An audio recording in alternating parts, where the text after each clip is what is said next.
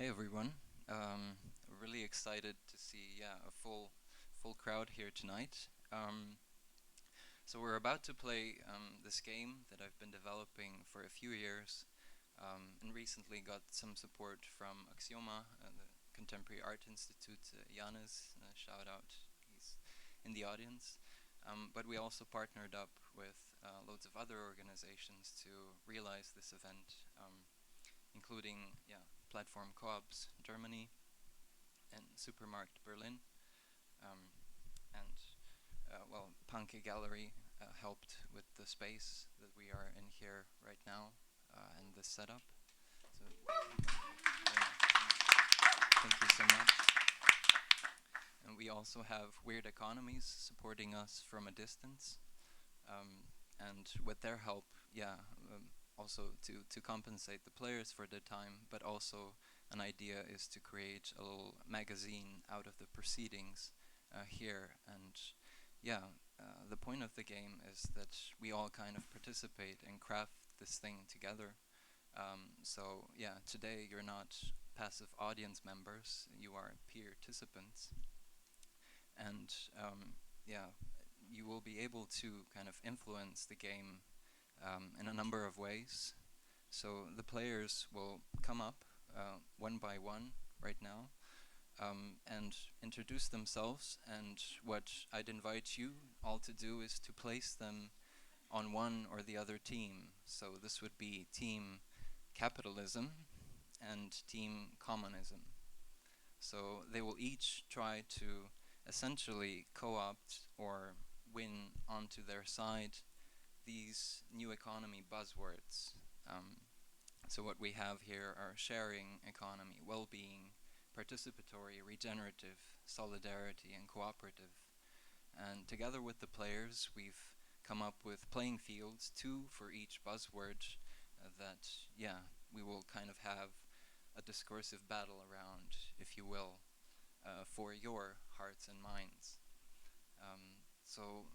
Without further ado, I'd invite the first player to come up here and replace my place here. Max, maybe?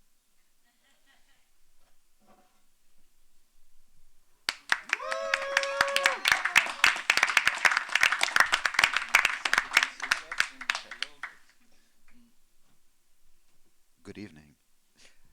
My name is Max Haven. I'm an author and a teacher and aspiring troublemaker. I've worked on themes of the commons for many years and also as a critic of capitalism. I would be very happy to be put on either team. I think I'll be funnier playing a capitalist.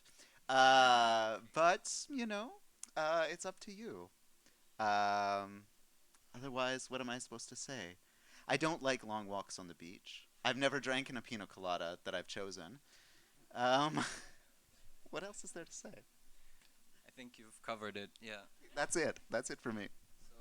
So, you all should have a card in your hands, and one side is red, one side is blue. So the blue side is capitalism, and the red side is communism. So where would you place Max? I actually don't see the color of any of those. Very much Anarchism. Yeah, yeah.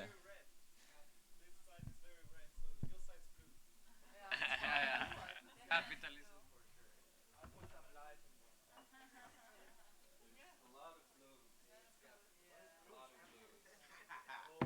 Capitalism it is. That's why you go first. And invite Ella up here.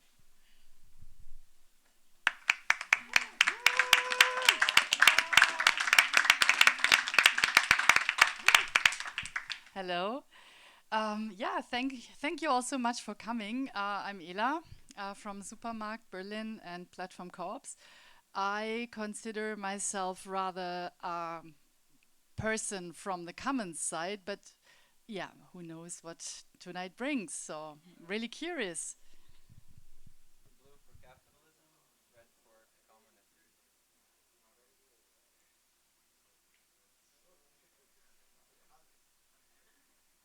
A lot of reds on this area. Blues.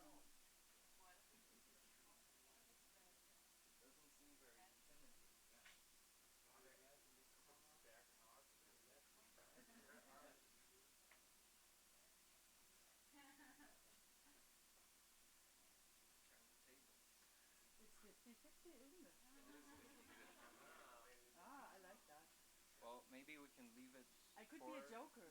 Yeah. Double, triple agent even. Well, we'll put a pin in it for now. Okay, Philip, seem ready? Thank you, thank you. I'm born in the 70s in West Germany, and my mother came up with a story to explain communism and capitalism to me. She said, imagine a farmer in a late summer setting. A big thunderstorm is coming up. The harvest is already on the field, and it will be thunder and rainy and cold. The capitalist farmer will go and pick up the harvest, because without the harvest he will be poor.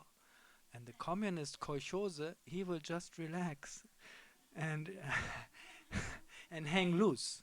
So since that time I'm trying to prove that, like, harvesting in the rain and bringing in the fruits together is something nice to do collectively.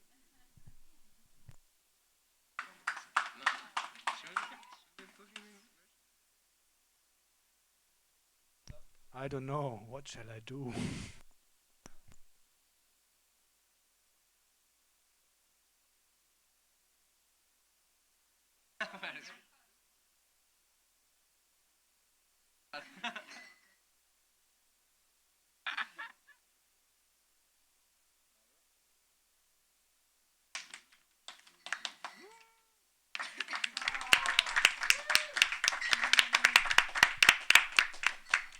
Hello.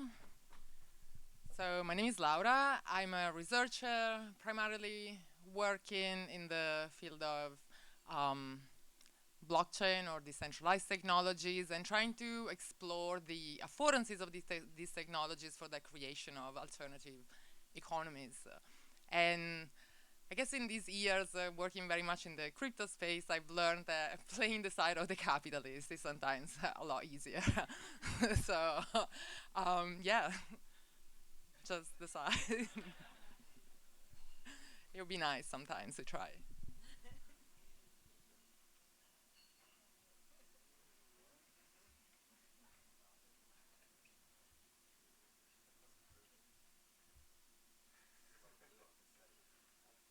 First glance, oh yeah, but there's a lot of blue the whole time there. I'd say a 50-50 as well. We'll put a Nice. pin in it.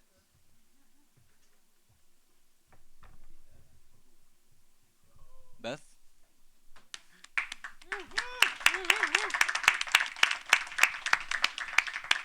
Hi, I'm Beth. I work at an organization called Funding the Commons, which is spinning out of Protocol Labs, a Web3 and decentralization technology company. And we're devoted to bringing together people working in Web3 and building infrastructure tooling, scientists, entrepreneurs, other stakeholders interested in organizational designs and building the public goods infrastructure stack.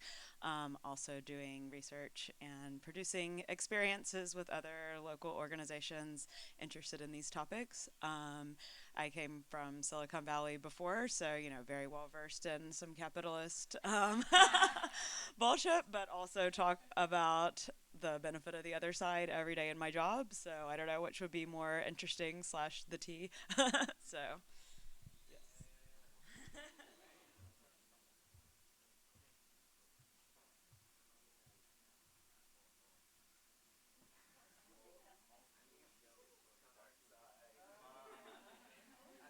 Dark side. It is.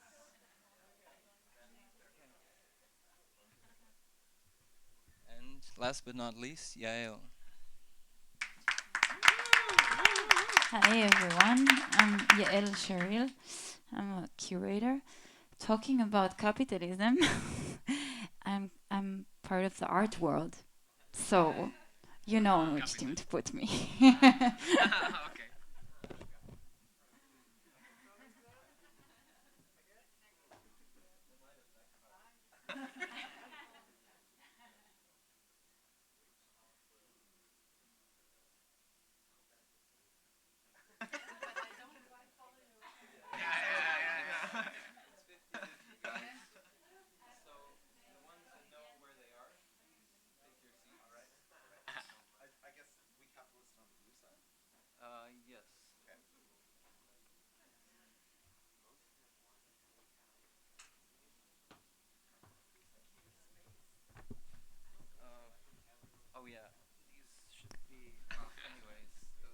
these chairs are actually available for rent, if any of you want. And, well, the others, I would just invite you to take a seat wherever you feel more comfortable.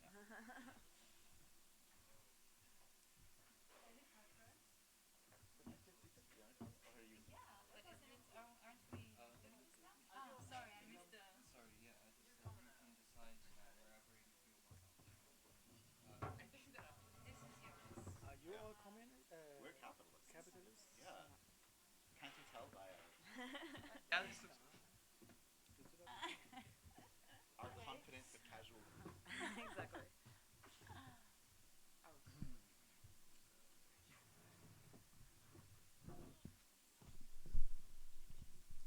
So, while the capitalists will be planting different kinds of challenges to co-opt these new economy initiatives, the commoners will be playing different kinds of interventions.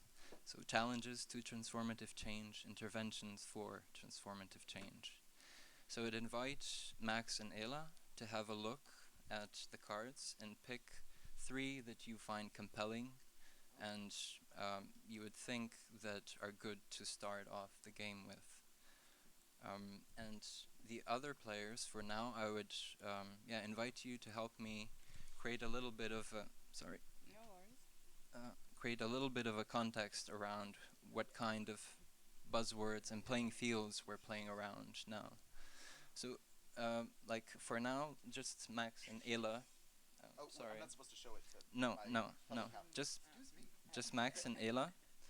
And I asked the other players to help me contextualize maybe some of these playing fields for the audience who may not be so familiar. Remember? We discussed this, guys. So what we have here is a set of buzzwords and associated, let's say, new economy practices or further concepts. And let's start off, let's say, with the solidarity economy space. So what we have is universal basic something. So leaving it open, imbue it with your own meaning, that's kind of the idea. And community currency is the other. So maybe a raise of hands if there needs to be some contextualization for these. If not, we will move on to the next one. Seems like we're all pretty familiar with these. Okay, the next one, regenerative. On one side we have eco-village, on the other we have donut economics. If anyone's unclear about these things, please raise your hands. Yeah, what is donut economics? My understanding is that it's a creation of frameworks that makes value flow through a lot of individual stakeholders who are focused on individual enrichment and achievement, while that like plugs into the commons that they're part of, but also having like the earth and environment as a stakeholder. So accommodating for individual needs as it serves the whole, with like the earth being considered one of those individuals. But yeah, anyone please challenge that. That's just my understanding. Thanks, Beth. Now you can look at the cards as well. Oh, you already have your 3.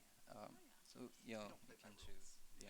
We break the rules. So the next set we have participatory economy, and we have participatory budgeting, right? A pretty clear cut, and we have something DAO. So again, can imbue it with meaning, context, take it in different directions.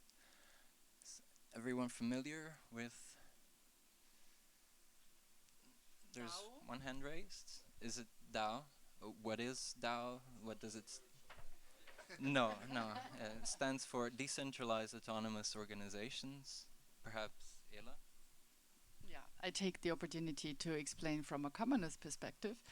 So it's a digital organization that is formed by a global audience, basically people from everywhere who have an internet access and a wallet, engage in collective decision making on projects, and they are pooling their money, which very often or yeah, almost always is cryptocurrency. So the next set, the ideological battleground, quote unquote, is the well-being economy. On one side, happiness. On the other, self-care. What is happiness? Yeah. Well, we'll see it play out, right? Money. Money It's is money. happiness. It's Come money. on. The sharing economy, so time bank and skill sharing platform. Seems familiar enough.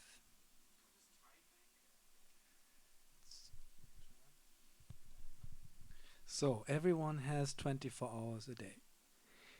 The time you use is dependent on what you do with it. And for example, I give you some time and you give me some time, and the kind of exchange moment is stored in a bank. So I give you 10 minutes, and either I give it to you directly or I give it to you now, and later you will give me 10 minutes. This in between time is stored in a bank. That's a time bank. Is it properly explained? So for example, I help you with cleaning the windows for 10 minutes, and you help me with cleaning my bike for 10 minutes, then we're equal. But maybe you don't want to clean my bike, but another person is cleaning my bike, so we have a bank in between who is kind of trading the time like money, but only in time. Perfect. And the last ideological battleground is the cooperative economy space, with the notion of co-ownership and the notion of a balanced job complex. And I'm sure people aren't familiar with the latter, or some possibly are, but it's a specific concept kind of coming from the par econ framework, and it's essentially kind of a way to a proposal how to equitably distribute different kinds of labor within a community. Let's say, some labor is like self-fulfilling labor, like, you're doing art, etc., while others are meant to reproduce the society, like a chef, a person, cleaning the streets, etc.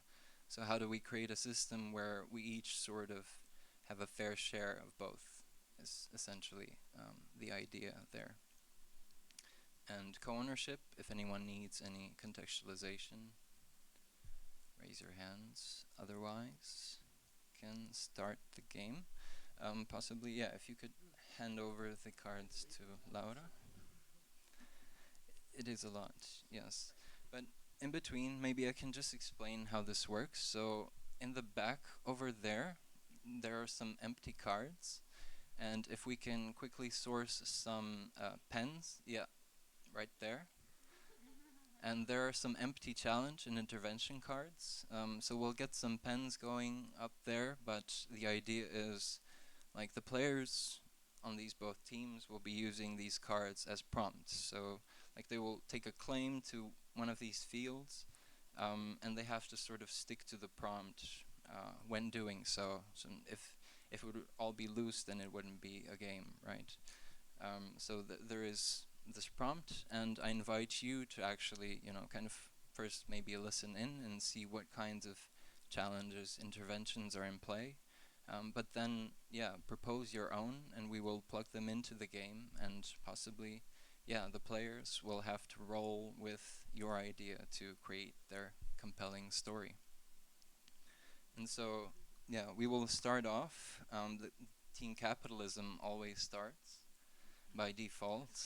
That's just the world we live in these days. I can't help it. I mean, like, yeah. So what they will do is, and by the way, guys, you each have your own mics there. You can check if they're on, but those you guys can use. And we'll also have one for the audience. Like, how this is going to work is, first, Team Capitalism will pitch a story to claim a field, and they'll have about a minute to do so. We have a timer here that sort of works, and yeah, we'll ask you guys how convinced you are by the story, right? So, guessing that you've come to this event about alternative economies, you probably have some aspirations towards this side, but at the same time, you want them to represent you well, right? So it's kind of put on the spot, while the capitalists, well, they can essentially just reference everyday dystopic capitalist reality in a way. But, you know, to the extent that they really touch upon things that kind of, you know, really resonate with you, hey, yeah, that is, you know,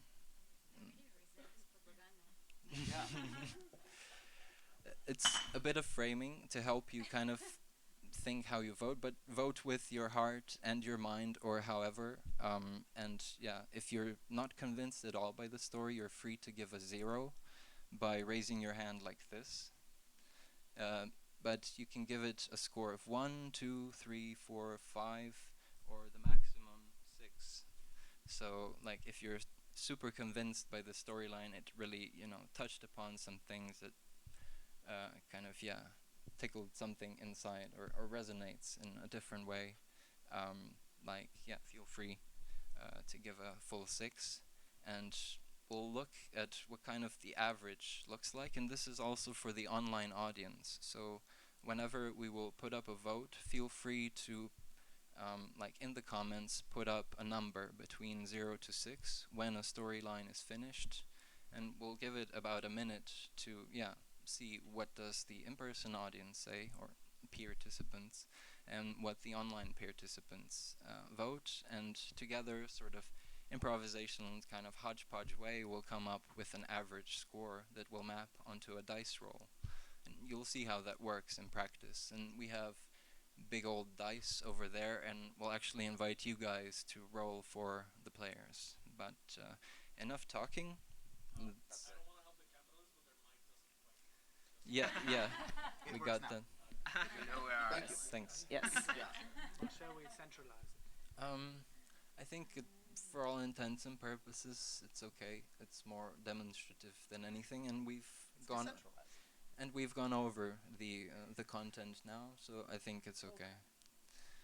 So I'll invite we'll have this order: player 1, 2, and 3. So you guys have a minute now to collectively decide which card you will use and in which playing field out of all the 12. So you don't need to look at your cards, you have to look at Max's cards. Oh, we can only use my cards. And he has to start the story, Okay. the 1 minute story, but you guys can kind of fill in at any point. And I'm starting your timer to decide. As I said, it semi-works. And by the way, if we were thinking of having, like a really nice ambient music in the background, but with German draconian laws and us streaming this, unfortunately for this edition, we weren't able to, accommodate that. But the last time we played this at the Crypto Commons Hub in Austria, my friend Pablo, right over there, shout out to Pablo, like mixed some really good music for the event, and it was, like the game show kind of thing that I really feel this thing could be down the line.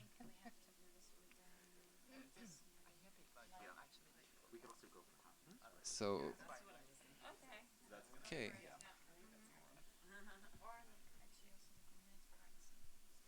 I think not overthinking it is the key here. Okay, all right. We're going big. We're going big to open it. Okay, go for it. You can just place it there, and I'll also show it to the We're audience. we're just having a microphone error. And again, you don't have to read it out, just go with it. So, You can start. I just want to say, this is a beautiful audience. And I just want to say, you are the smart people. And I know you're going to come onto our side, because as much as you might have come here to talk about the commons, blah, blah, blah bullshit, the reality is we all know what's going on here. And what we know is going on is that when you boil it down, And any of you who've ever tried to be part of a commons-based venture know this. Really, what it boils down to is that we are self-maximizing individuals who are out for number one. And we're all number one, and we can all be number one in one system, and we call that system Capitalism. exactly, genau, as we say in Berlin. You know, we're here to talk about happiness, and we want your support, recognizing that if you want to be miserable, you are welcome to side with the opposition and put yourself in some horrible commune where you're just going to make each other very, very miserable. But if you actually want what you want out of life, then honestly you need to recognize that human nature is fundamentally competitive, and that if we're all competitive and we all embrace that, we're all going to be happier. I mean, not all of us. Probably not them. But there's only 3 of them. And there's however many of you paid admission. Anything to add? Not in that. I mean, I think that if you look at also visual history, where do you see happiness? I mean, do you see it in visual history in communist contexts? I mean, have you seen propaganda posters from communist Russia or any of the ex-Soviet bloc? No happiness there, my dears, none. Movies, Hollywood. Have you seen Hollywood movies produced in any of the? None, no. So I think our point is proven. Happiness actually was not even existing, was not even invented until capitalism arrived to the world. So thank you. Okay, well, we're putting up this story to a vote. How convinced are you? Is it? I see a 5. Thank you. Yeah, that's pretty good. 3s, 4s. This is good. These are the smart people. There's a 1. I don't think you're doing yourself any favors. I see. There's a I 4s, see a 1 over 4s, 5s. Are there any online people submitting? No. Okay, but feel free. If anyone is still wondering if money can buy happiness, have you ever tried to access healthcare without money?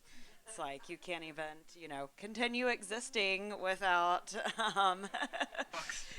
without the money to at least give it a try. So it's a critical one. Perfect.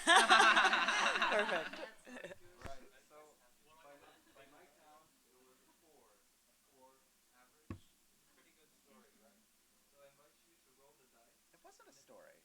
A description of the truth.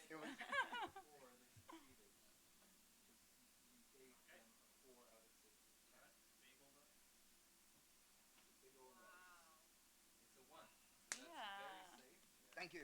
They've succeeded. Wow. We all succeeded. We've all succeeded. She's great. Except them, they didn't succeed. So now, as the capitalists have set the context and posed the challenge, now it's up to the commoners, specifically Ela as player 1, to start off, but you collectively choose one of the cards that Ela has. And again, you can tell the story collectively, you're welcome to, or just one. And yeah, you may have noticed the first story I let go for more than 1 minute. It was probably 2, just for reference. So I'll become more and more strict with the timing as we go on, and you guys get a feel also for the timing of the game. And also we want to be respectful to the audience with these. I'll try to fill in the gaps of silence, but it seems we have a decision already and I'm talking nonsense. Friends, I ask you to close your eyes for a second and take a deep breath. Let's be in this space together, right? Okay, talking about happiness. What is happiness if our planet is being destroyed? How can we be happy if the source of our lives, the very basics, the fundamentals of our beings, is being destroyed on a daily basis? What are we talking about here? Happiness is self-indulgence. what we have to discuss here tonight, and we really hope for your support, we need to counter these neoliberal arguments around happiness that does nothing else but isolate you guys. Instead, we need to come up with a story that puts us all together as a whole. Because happiness can only be real if it is shared, right? Yes, I was. Yes, I was just looking up who is the happiness society in the world, and you know who it is? The Finns. And they live with needle trees, sauna, and fresh air, and a lot of darkness. And what makes them happy is the sadness of the being, you know, Karusmaki movies, and the solidarity among them. I mean, what else can I add? It seems pretty obvious to anybody who's, minimally aware of what's happening in the world that money doesn't buy happiness, or depends what kind of happiness do you wanna, buy. Is that happiness in the first place, or is it just a golden prison? So I think, yeah, it seems pretty clear that yeah, happiness is only works when it's shared, and that we're without a planet that is also happy. I don't think any of us can be very happy in the long term. Please, friends, give your neighbor a hug. Thanks. Wow, that's happening. Okay, so we'll put it up to a vote, just like last time. I don't know, actually.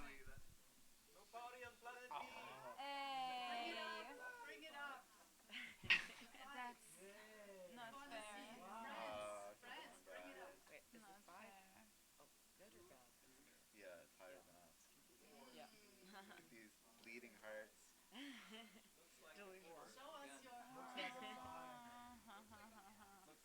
Yeah, this is the problem with the left inflation.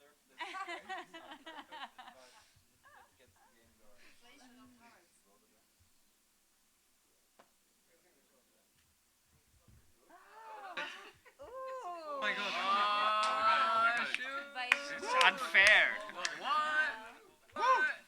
Okay, they got a 4. But we got a 1. We won by a higher margin. We won by 3 points and they won by 0 points. You did, but Some of us can do math. which one was the card? It was this one. Okay, so both teams have managed to plant, their interests or visions in this space.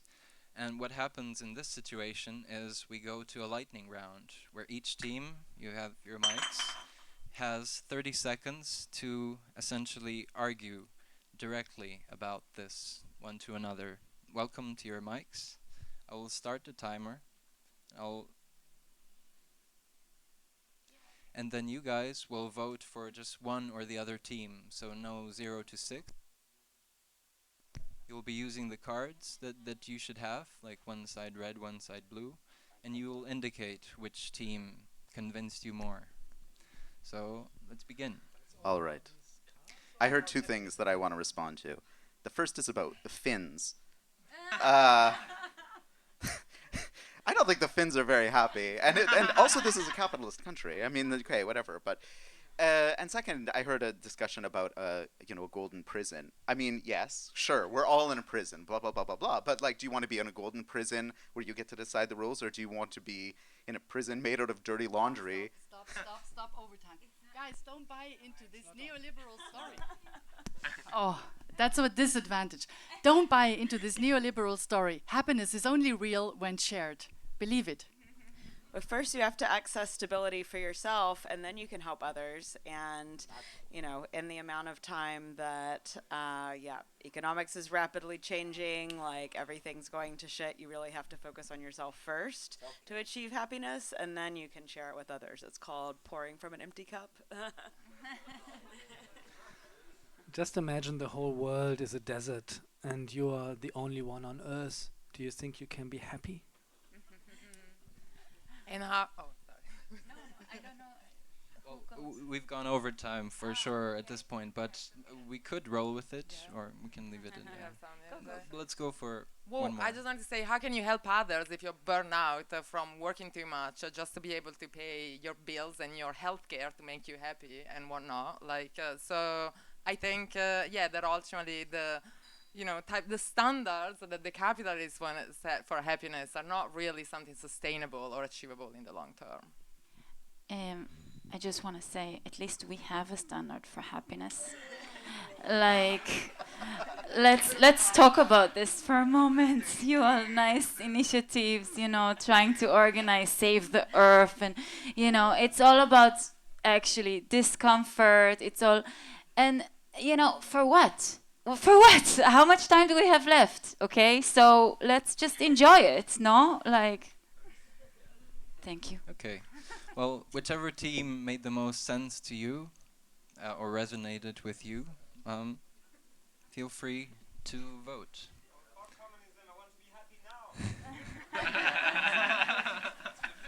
So yeah, I see only gray, black here. Yeah. Do you think we could do something with the lighting for the future? Just putting it up. Turning off the lights in the back there.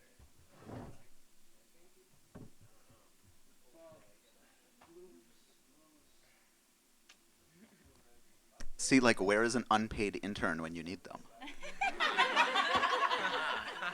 That's a fact, yeah. Seems to me like blue wind.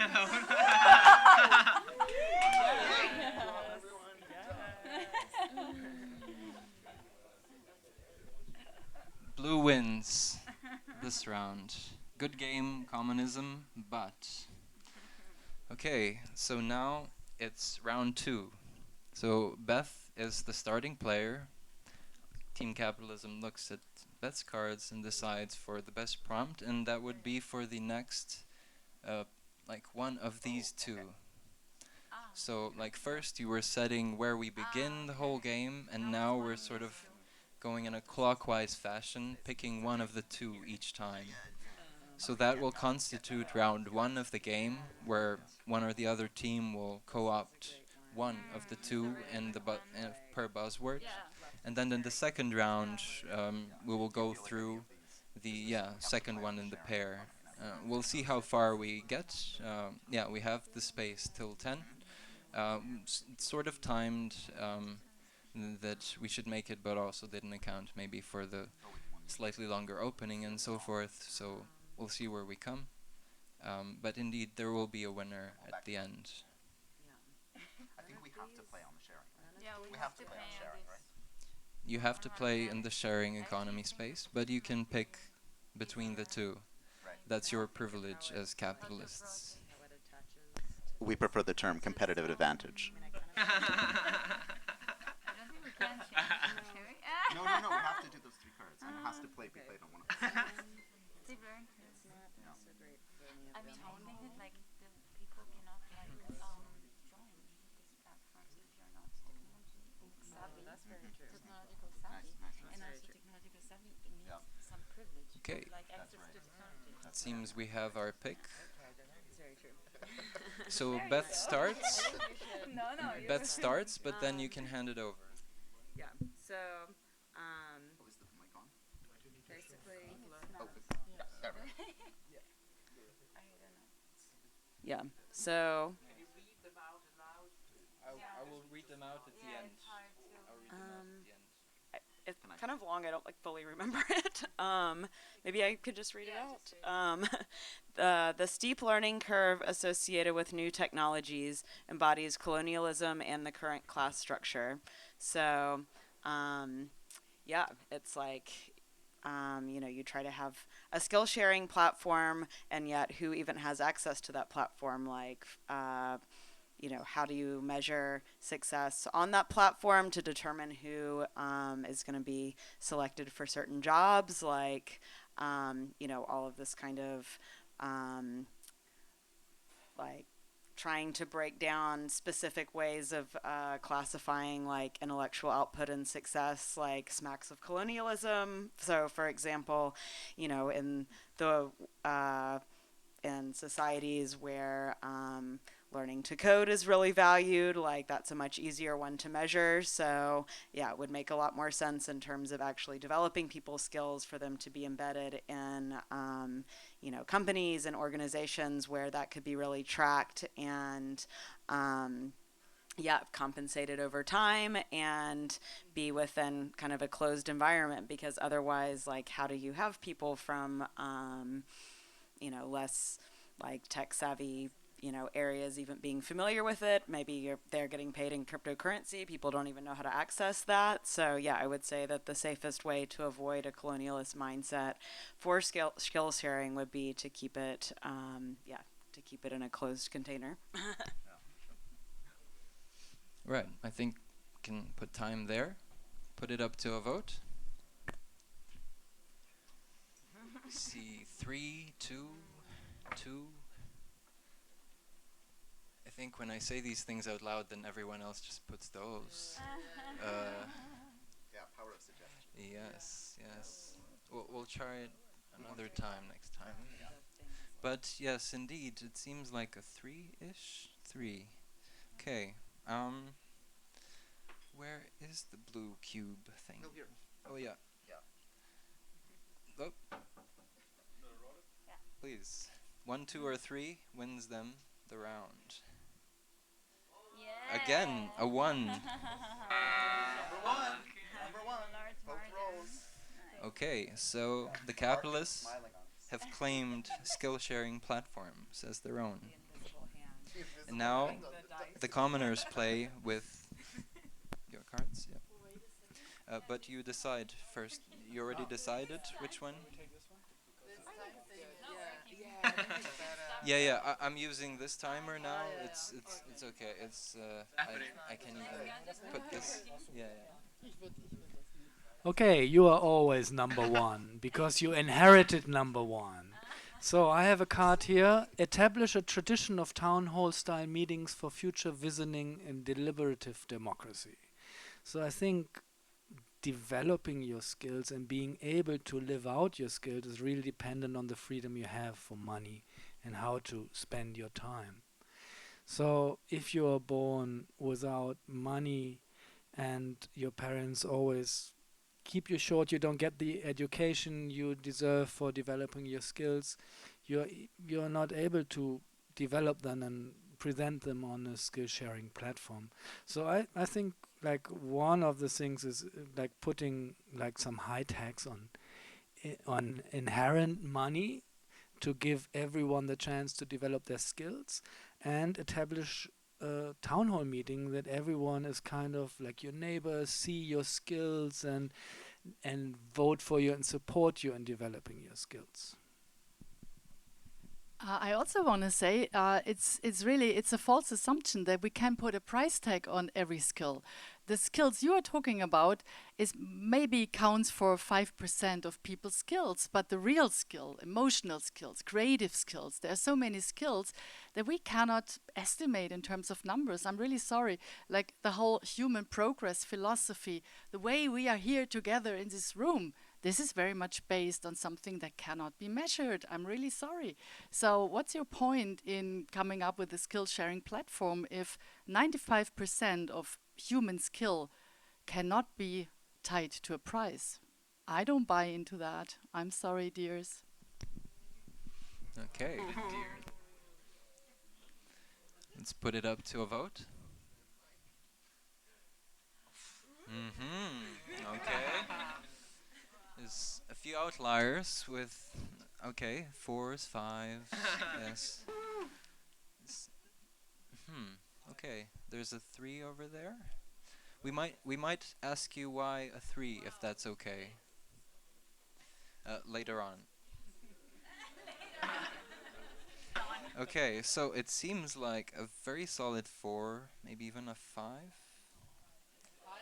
Is it a 5? It's bordering on a 6. It's hard to decide. Let's say it's a 5. Okay. Could you maybe toss it to an audience member. Oh. Oh. No, no, Oh, no. not that one, not that one. Okay. My God.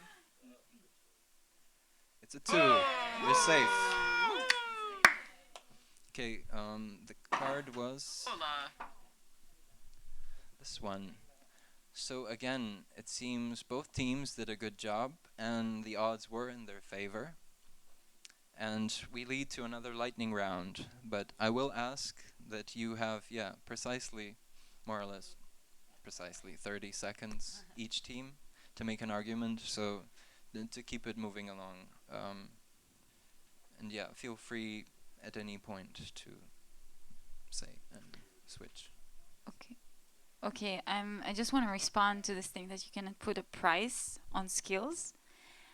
We have been, and it's been, the world has been developing. I mean, people are working everywhere and doing stuff, and when you use money to value work and skills, then somebody with, let's say, skills of peeling potatoes can exchange their money to some work that somebody knows how to program something.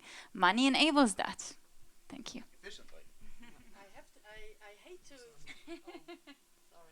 I hate to tell you that the skills we're talking about here, you have tried to co-opt, but you cannot, right?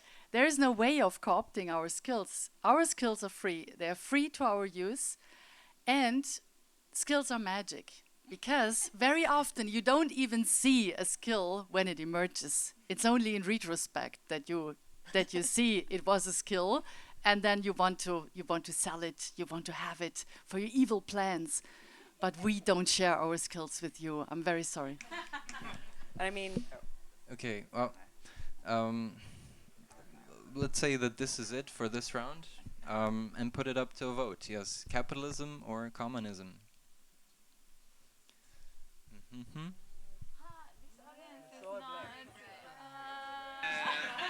It's red. All red.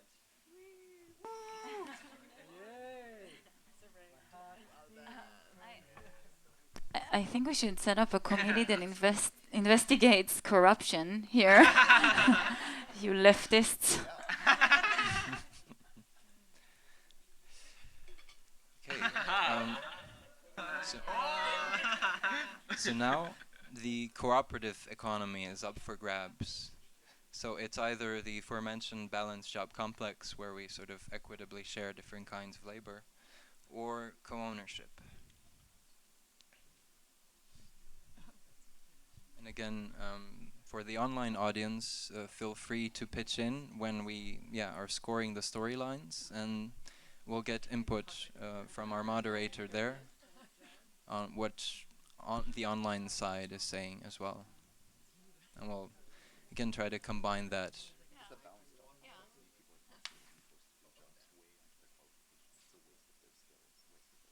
And also, both teams have a recruit a friend card, which means that they can recruit any one of you in the audience to participate in one round for their team.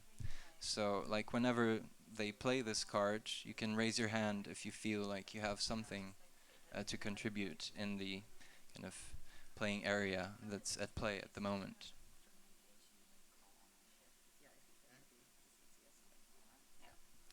Okay. So to organize, they're popping up all of these initiatives of self-organization, self-governance, cooperatives, DAOs, different kinds of currencies, a million different kinds of currencies that nobody can exchange with anybody. And it's a problem. It's a serious problem. And this really, at some point, will really undermine the existence, your everyday existence, that you will have one currency, you will not be able to exchange it for another, you won't be able to buy what you need. And people, this is a serious problem. We cannot allow for us also as a society, if we want to create a coherent society, we need something that keeps us together. And these systems, like monetary systems, keep us functioning together as a community, as a society. And so actually this is a very real, this card is a very real threat when we're talking about co-ownership, all of these nice buzzwords, you know. Co-ownership would usually mean that there are some people that are owning something together, and then other people have no access to that, and there's also no way of entering it. And what about these people, right? So nice ideas, community and everything, but co-ownership of what and who? Who can, like, you know, buy together a building? Only if you have access to some resources. So I say, let's keep it with the system that we have. That, you know, there is one person or like a company that owns and can offer it to a big community, I think. Yeah. Plus, like, say that you start off like having co-ownership of, say, a building or a property of land, and then something happens, like oil is discovered on that land. Like, there's no regulatory framework for just determining like who would end up actually benefiting from that. So, it would actually end up backfiring because, how would that be shared? It's in a totally different legal frame. Like, it gets way too complicated and actually exploits people. Who have been participating, but they don't understand how to access the legal framework, and you can't put in the work when you need to bring in experts anyway. So, yeah. Very briefly, we've been doing co-ownership for 500 years. It's called a transnational corporation, and it works like magic. All right, I'll put it up to a vote. Give a little minus for the time. Yes, I think that's appropriate. So please vote as you feel, and we might deduct a little bit from that average. There's a 0 over there even. That's rough. That's rough. 1s, 2s, 3s, 0. Yeah. At least 3. Okay. Looks like a 2, guys. Could you, Laura, pass that one on?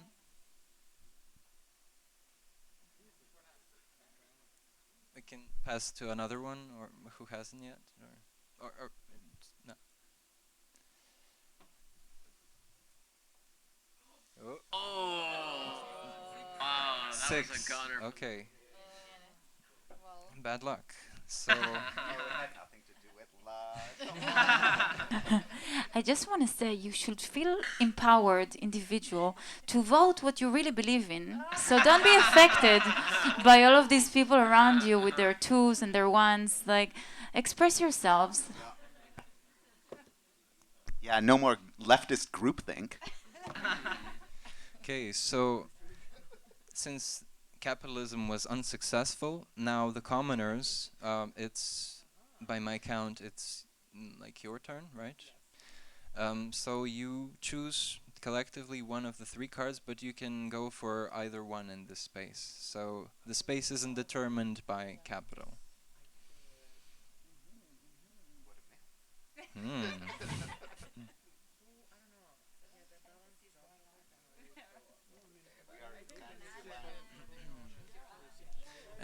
And after we come up with the average vote and like kind of see what the situation is, if you have like a comment that you would like to put, or you voted very low for a story or very high for a story, we would love to hear from you, like more substantial, kind of arguments or thoughts.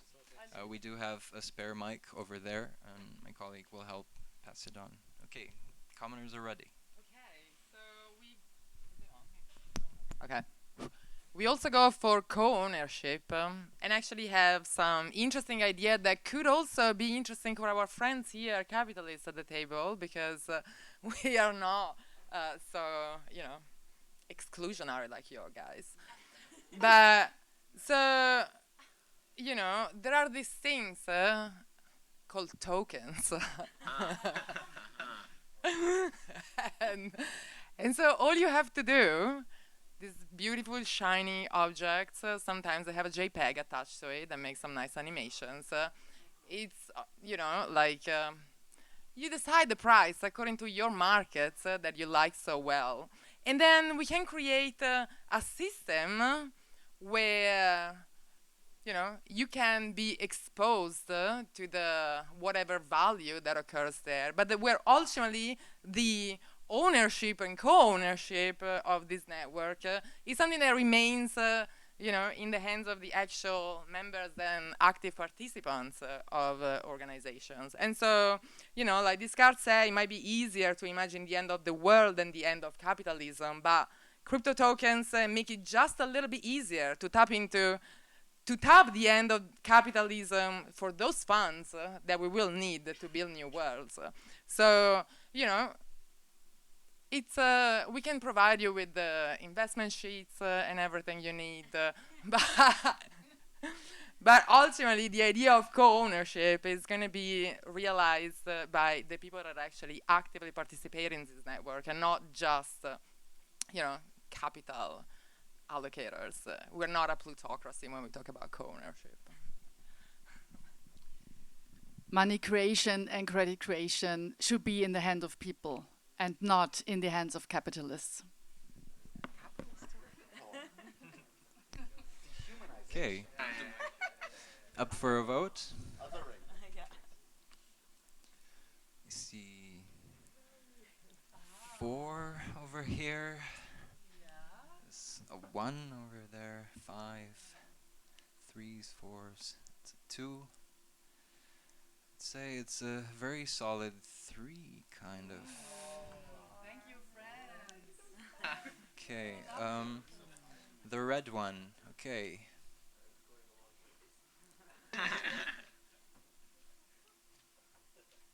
One, 2, or 3 wins you co-ownership. A 1. Okay. Congrats. So We're in here together. for now, the commoners are in the lead. And we've come through half of the circle, so half of this round. And again, it's up to Commonism. Now, oh, sorry. Who are you accusing? Sorry. Max, Our man. Max the Capitalists. Yes. So, just wanted to point out. The screen is off. Oh, and still the capitalists are bidding on this. Yes, we're in the solidarity economy space, Wait, so I thought we you're were either having a claiming lightning round. universal basic something or community currencies. No, we're now on this one. Yeah. Yeah, okay.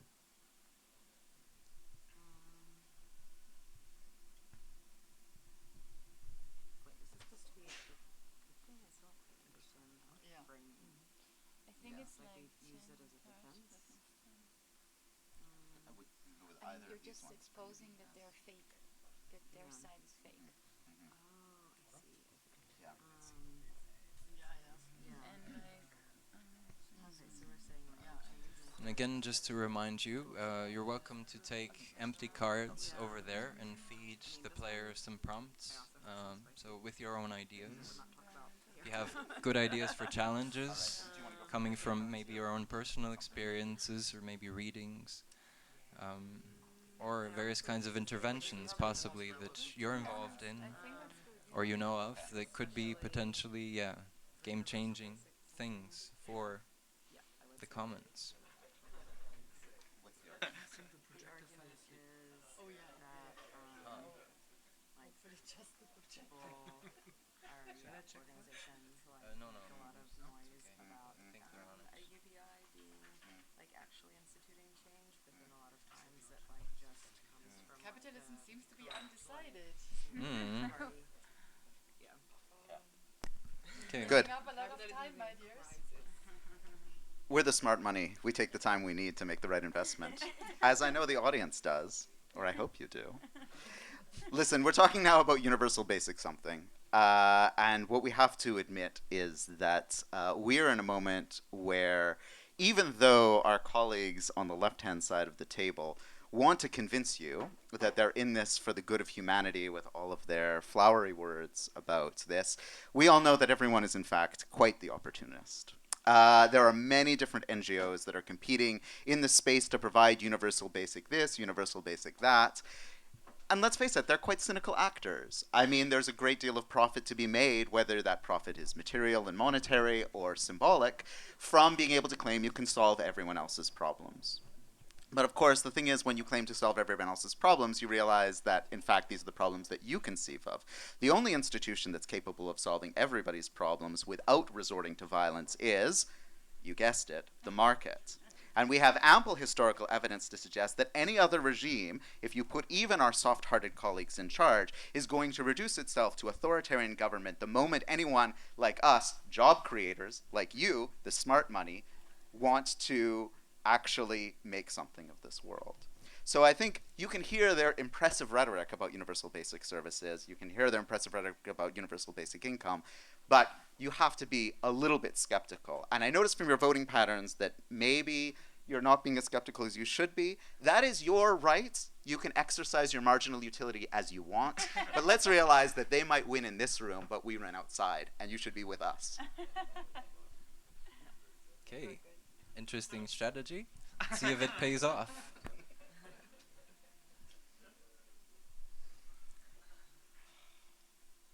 Okay, 3, 5, 4, 3, 3s, 4, 2, 4s. Okay, there's a 1 there. That might change things. Okay, so it looks like a 3 as well. That was a 4. Oh, I am sort of in control for the moment. The blue die. The blue die.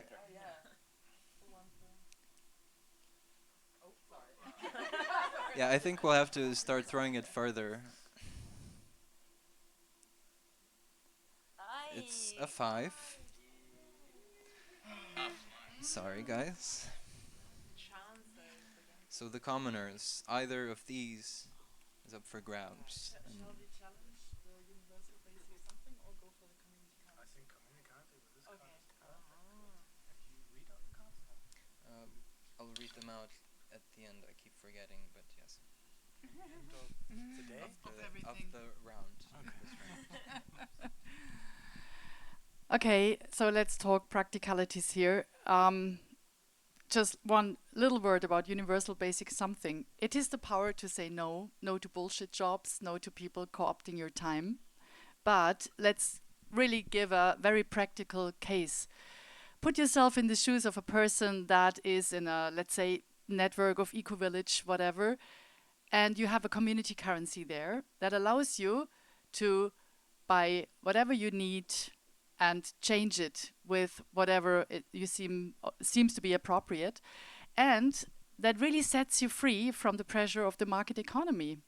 It is possible. We have proven this in multiple eco-villages, in multiple hubs worldwide, closing economic loops with like-minded people, making sure everyone has what they need, what the basics are of their life, and sharing everything in this group is a possibility. We are really talking about something that is achievable and practical. So I really have to ask myself, and I want to ask you, why on earth would you not want that as a possibility in your life? It seems to be very obvious. And we are over time now. Well, a little bit. It's okay. Okay. Put up vote. Looks like a 3-ish, 4, 3, 5s, 3s, 2s.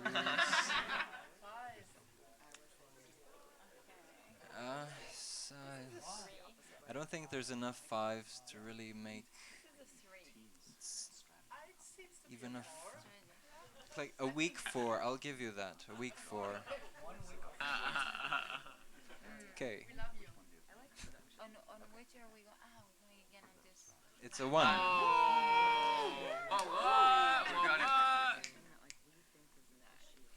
Does anyone want to qualify their vote or feel like they want to speak out to something?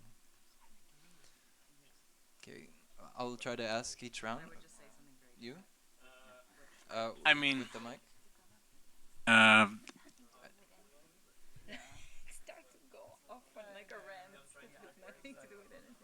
it's Omaga. I mean, I do have to say that in this particular round, I heard a team saying about potato peeling. And, knowing that potatoes came from my end of the world, it doesn't seem to matter how many hours I spent peeling potatoes. It's people like you that keep eating all the French fries. So I do come from places that we already have our credit. You say that you're going to offer me something, but it's been 500 years of offering, and nothing actually comes to us. It's people in my village or in my town are the only ones that we can depend on. So that's why that story seems more true. Thanks for that. Okay, it's the capitalist turn. It's the regenerative economy space, so eco-village or donut economics. We put one of yours on there. I don't think it's yours. Oh, sorry. Yep. Okay. So it's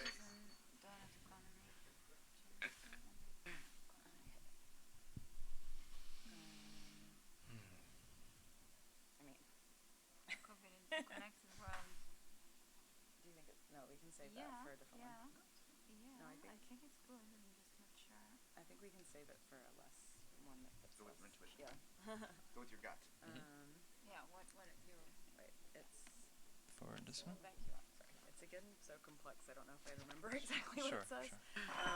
Read it out. All right, I'm gonna read it out because it's very beautiful. It's very beautifully written by our collaborator sometimes. So, philosophers, lawyers, and economists in the West have engaged in a kind of intellectual willing into existence of an outside of capital that might exist elsewhere. This cosmology of the commons has always felt constructed and abstract, never full. And yeah, one can see that the most effectively in donut economics. Like, yeah, there's two areas that just completely fall flat when you try to actually make policies that help people in monetary flows that are trackable, replicable, and scalable. So, for example, if you're trying to include everyone's needs, but you refuse to measure them, which you all have made clear is yet not part of your construction, then it doesn't become a donut. It just becomes like the void inside the donut. And the worst of all, when you're considering the Earth as a stakeholder, like where do you end? Like the Earth, if you are taking the most nihilistic view, the Earth as a stakeholder would prefer to have none of us there. Therefore, we should get really, we should just extract as quickly as possible so the Earth can go back to the state that it prefers to be in without any humans at all. So yeah, it just starts to get into some like mental masturbation loops that are very useless for policy and in fact are like contradictory pretty much. For the stakeholders, right? I mean, yeah, that was so. All right. What's your vote? I mean, I think it's a very nice input. It's a 6 even, yeah. Wow. 5s. We're getting full Epicurean. Just go 'Kay. like completely into Could someone come pick up the blue die? Yes, that's right. And it seems like they have a 5, so anything but a 6 wins them donut economics. Yeah, it's a 5? Oh wow. Okay, 5. so by a hair, but you won. Yeah, well, wow. So now the commoners respond. That's the opposite way. I don't know how they do it. You have to wear a Patagonia vest to do that. You have to like pat the vest. Nice. Yeah. Ah yeah, we can check. So you can already start thinking, so we minimize the gap. So participatory. Huh? Wait, what is it? Participatory. What did you? So we chose the card Citizen Science Project Mapping Social and Ecological Initiative, Their Ambitions and Challenges. So if you are arguing that donut economics is having no measurable kind of, how to say, measurable impact on our living environment, I must confess that it's not true, because we have to live, we have to, by our own nature, live in this environment. And to prove that and to deliver us with data, a very good source is a citizen science project who kind of bring the knowledge and resource tracking into the whole society. Everyone can contribute with sensors and other forms of measurable data to prove that there is a limit of your expansion, that we have to live with the resources which are available for us, and we can't go over the top because it will destroy our lives and all your whole economy. We will be dead. Also, I think citizen science is also a great instrument to reveal people's actual needs and not suggested needs or anticipated needs by the market economy, but what are people's needs in relation to nature, in relation to their natural habitat. I think this is really something that's it's super important to explore, and it very often doesn't show up in statistics. So the data we have is super biased by capitalist influence. And I would welcome any citizen science initiative to free us from that and to open up a space where the needs, not only of people, but also of the nature at large, becomes visible. And we have to deal with it. Okay, I think put up a vote. Boop.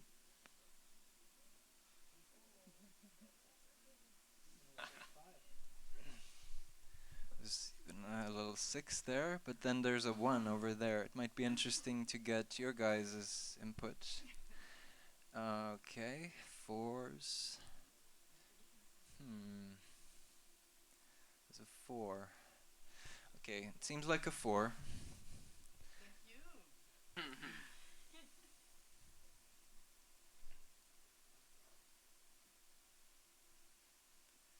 These down to the last second. These, yeah. Number 2. Okay. These big dice are crazy. Yeah, they're so good. So while we do have like a potential face-off situation, I would recommend it for the Really small. for the time being. We leave this as contested and move on to the final ideological battleground before the short break. So Team Capitalism. On the participatory, have you chosen already? Yes, we've chosen. So I'm just going to read it out. General disputes with governance stemming partly from economic inequality, leading to cascades of protest votes, creating a wave of dysfunctional nations. Okay, I want to say something about participatory budgeting. Participatory budgeting means that people that don't necessarily have any particular skill or training are involved in decision making at such levels, complexity levels, that are way above sometimes their understanding, maybe sometimes above their education level. And they might very easily lead to budgeting completely wrong priorities. And that may very easily lead to massive demonstrations, absolute inequality between those who receive the resources for whatever reasons the people that chose by participatory budgeting to do. And therefore, I have to say participatory budgeting is definitely a nice idea. It's a nice idea. I'm not saying it isn't. But we need to educate the society and the community who does participatory budgeting in order to be skilled enough to do it. So we're not there yet. Maybe in the future we will be. But I think we really need to watch out, actually, from this thing. Thank you.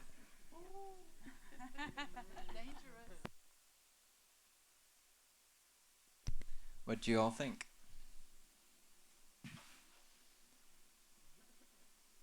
Okay. There's 2 with a 1 and a 5 over there. Interesting. And the 0. There's a 0. There's a 0 as well. Okay.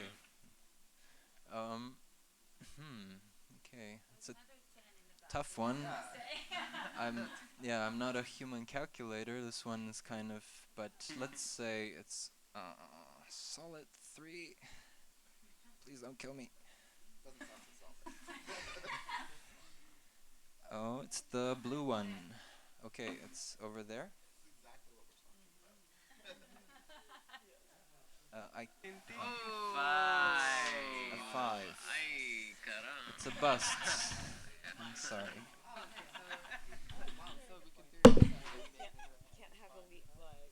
It's okay.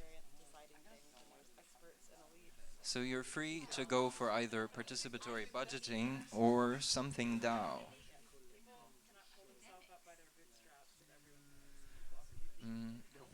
Just to mention, some of these cards came from the online forum you may have seen go around on social media and on the website. And some come from previous events, and the sources are already also cited on the bottom. And yeah, at the beginning we had a projection of the cards on the screen there. Maybe you saw it, maybe you didn't.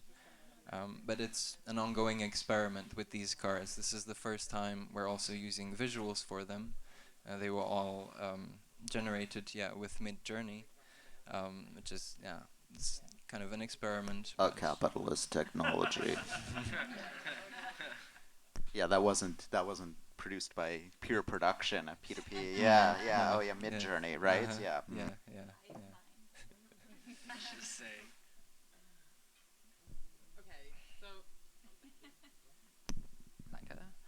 Okay, so we're also going to go for participatory budgeting, but just to respond a little bit to the fact that, well, if sometimes participatory budgeting may not work, is when it's designed from up above by people, like you that don't have any connection with the local realities of, these communities and places and initiatives that are already, they are trying to organize on themselves, but for themselves, but we see a huge evidence for communities that already spontaneously develop local cooperation and share goods and services and favors with one another without the necessity for any, financial schemes on top of that. So, there are ways in which participatory budgeting, community coordination at the local level can work really well when the people that,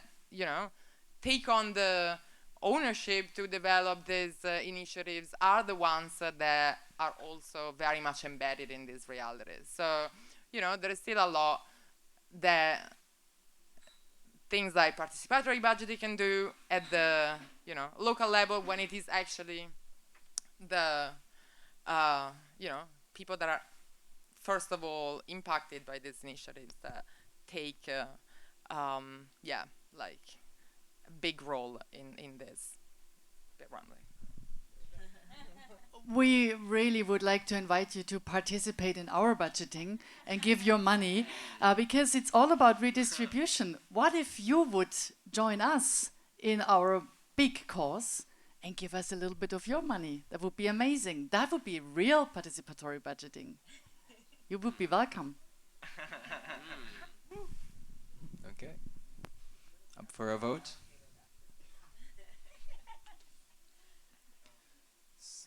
Fours? A lot of fours. Looks like a 4. The red die. Thank you so much for helping.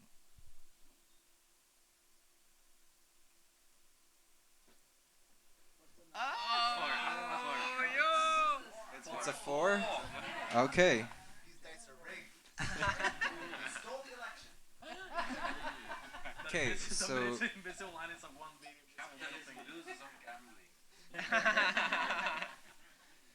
with this, round 1 is complete. We'll have a short break now, of about 5 minutes or so, to, toilet break, grab a drink, and so on. And we will actually implement a few more things here on the board. You guys don't have to worry about it. You guys either will come to it. Thank you also for your patience. This is always kind of an ongoing experiment. And yeah, welcome back in a short while. Round two is where it gets real. Comes down.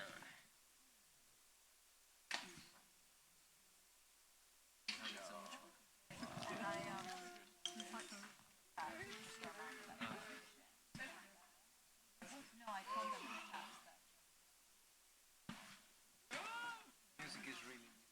Yeah, we need the music. We need the soundtrack. We need the soundtrack. Also tripping that. Yeah, I mean, let's make it generic. The what? Yeah. Also, maybe like a human girl was beating up capitalism.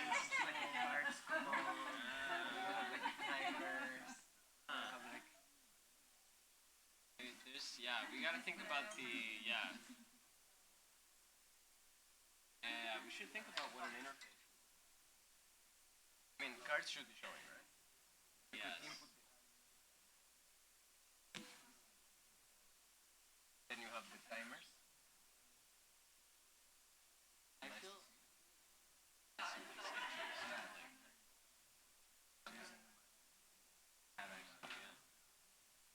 Dude, it's really good. Doing great, yeah. It's been great, yeah. Clock is not working. They're talking long, but it's been really good. Fine, yeah, they're so good. Yeah. Surprised by that. I kind of saw it coming. Like, I knew she'd be good, but surprising still. Oh, yo, what else? I like the voice. Hey, how are you? Right? Yes.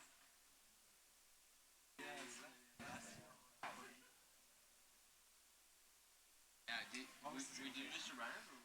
No, I was here all the time. That's why the beginning, so I was sitting. Yeah, it's like outside.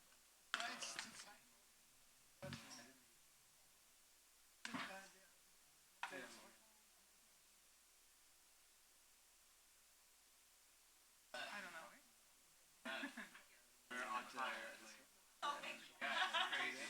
At first I was confused about like whether the challenge be something that we were using to challenge her, or whether that was something that we were supposed to be reacting. That became clear. No, but it was good. Like I felt like you would have been better on the other side, but I was frankly like surprised how much it's so I mean, close to each other that you don't really realize that. Keep it up, keep it up. Yeah, like like at this year's.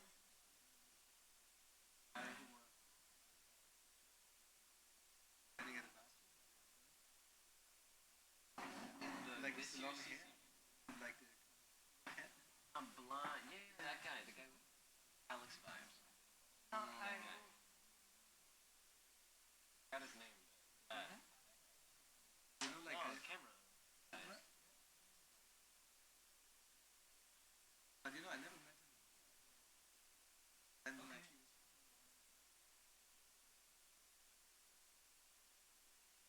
big, and it's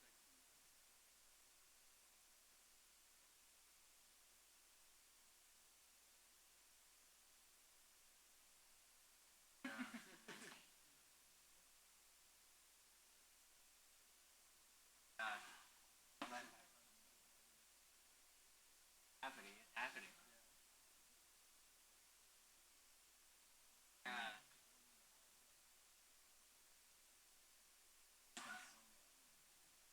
Yeah. It exists in crazy.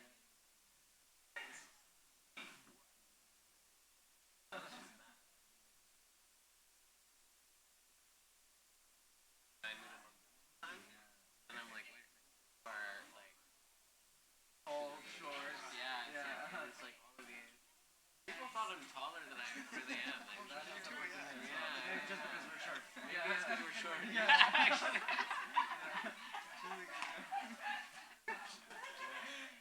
It's probably that. For sure.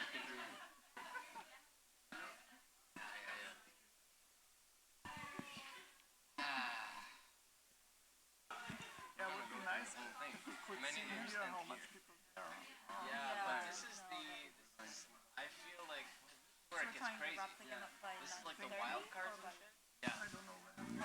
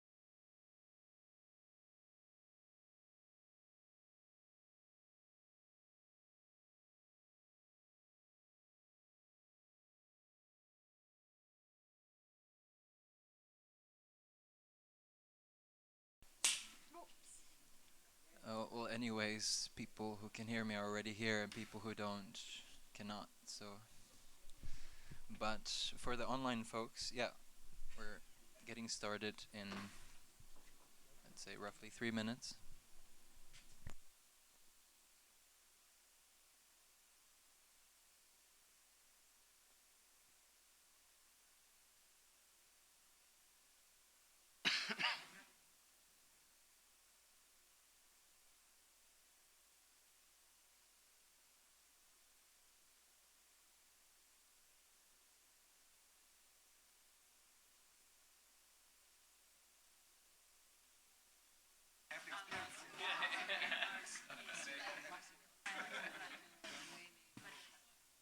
Oh, yo.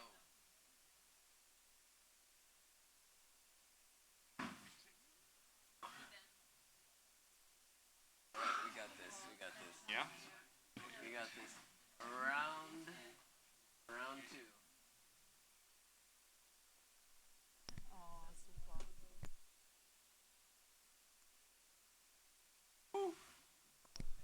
Ruse?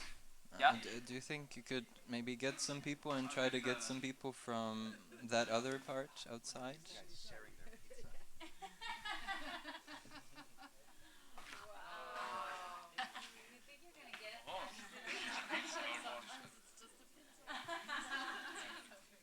Can be very easy. All right. I'm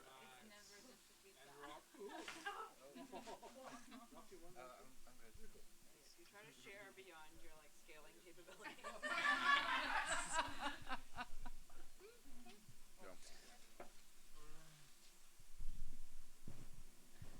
So just a heads up, you guys will go first, and it will be your turn and self-care. So you guys can prepare already for which card. They never go first. Yeah. Commoners never go first. Like it could happen, but like with the wild introduction of wild cards, nature. This shit gets wild. The whole game was a warm-up. No, Round one that is a might be a warm-up. game changer now. Okay, want to think about. I understand. We use A little.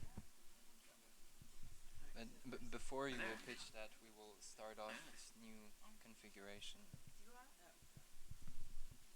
It's me? back in a moment. I must be. I think so. You should have 3 cards. You have 2 or 3. Yeah. Yeah, I think you were the last one to go. Then it goes to me. Nee, das waren beide. You can choose one. Oh, this is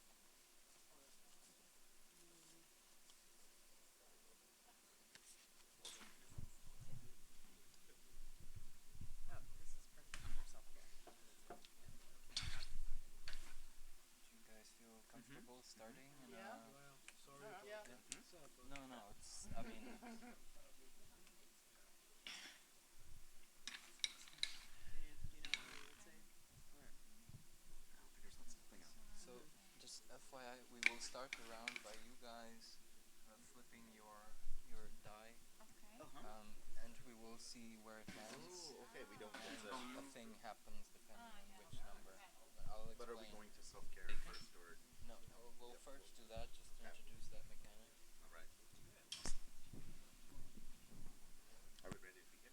Yeah. Maybe let's just make clear where each card is. It's a bit of a mess now. Where it was, which is the one that wasn't. yeah. Like. Oh, these are mine. Oh, that's Yeah, yeah. Huh? You should leave it. Or products of creativity rather wanted or needed. This one. No, you won this Yeah, one, we did. so it has to cover. Ah, yes. Wow. Because of the bias. The bias. These are the... Yeah, that should be yours. You have to go. We realize...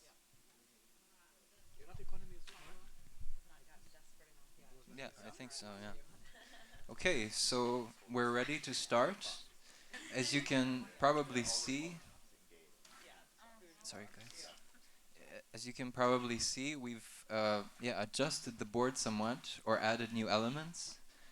So we began with kind of the basic mechanics of the game. So we each get to hear a story, argument, etc., and give a vote.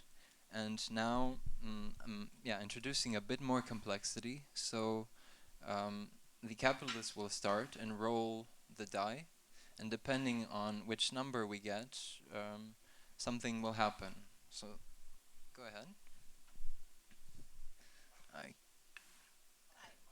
It's a 5. Okay. So, a 5 is a Trojan horse. So, what this actually means, this is in favor of the commoners. It's on the commoners' side. And what happens is, if there's an instance on the board, but I don't think there is actually, where there would be a contestation. So, like commoners and capitalists would be like this, right? I think under donut economics, that was one. Was that? Yeah. Okay. Yeah. No, you said it was No, contested. I mean, maybe they won and you also won. Yeah, that's right. And we moved on. We didn't have a lightning round. So actually, now with the Trojan horse, you can actually take this over. And the notion is that some kinds of alternative economies have to kind of be first co-opted in order to like fully develop, maybe reach like kind of, like maybe critical like awareness about it and the problems with it, and thereby maybe also alternative solutions to it. There's other ways Trojan horses can play out, but that's the basic idea. So I'm sorry, capitalism, the odds were not in your favor. But now let's continue on with self-care is up for grabs for Team Capitalism first. And I believe you already have the card to play.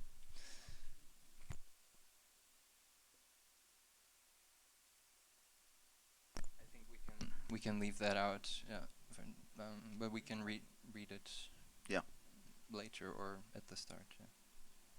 Go on. So, I mean, we agree. We actually think self-care is extremely important, and the reality is that try as we might, as a species, we've backed ourselves into a bit of a corner, and even as capitalists don't really know what to do about the environmental situation. It's not all our fault. I mean, we were just each of us pursuing our corporate agendas and self-interest, and we now have a big problem. And but the reality is, these problems are not going to be solved by sort of like airy-fairy thinking about abstract ideas. They're actually going to be solved by the people in this world who are making decisions. We have access to them. And the reality is, if you look at all of the people on our team, we're funding numerous initiatives, including some of the initiatives that have sponsored this event here tonight, to actually try and come up with solutions. And the reality is that if we're going to be speaking about solutions, we need to actually be thinking about things that are going to work. We don't have a lot of time. We don't have a lot of patience at this moment for a bunch of basically abstract ideas that might work for 10 or even 100 people, but are not going to work for 8 billion people. And the important thing for all of us to remember is that we need to be taking care of ourselves. And I don't mean that in a selfish, self-interested way. I mean that in the sense that if we're actually going to be capable of coming together and changing this world together, then we actually need to think about how are we going to bring our best selves to the table. Now, you might not like the system of capitalism, but that's the system that we have right now. Maybe we're going to change it. We're all Democrats here. If you vote us out, if you vote capitalism out, be our guests and, elect the right parties and go through the proper channels. This doesn't have to be violent. Let that be as it may. But the jobs that we have to do right now is to think about ourselves, to prepare ourselves, and to be the kind of citizens we want to be in order to make that change. And that involves hard thinking, not just idealistic thinking. Okay, up for a vote? I see lots of 3s. I see lots of 5s. Yeah, it's a 1 and a 5. Yeah, it's 3s and a 1 and a 5 essentially. So 3. The blue die should be. Thank you so much. Oh no, wait. Yeah.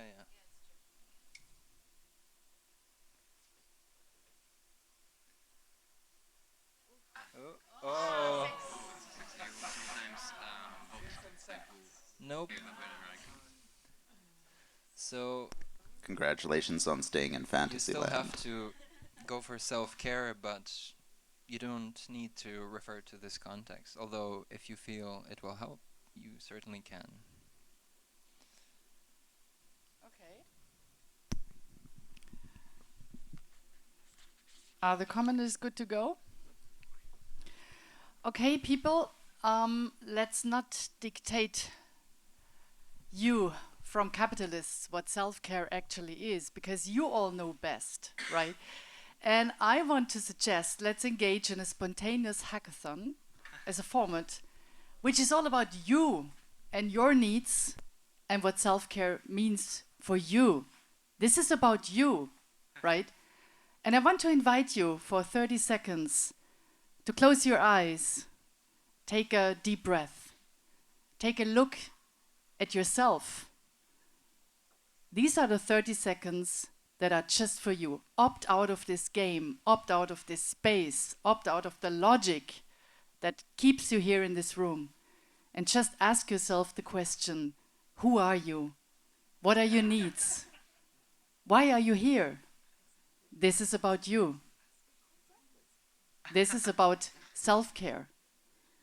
And you know best what it means for you. Okay, up for a vote.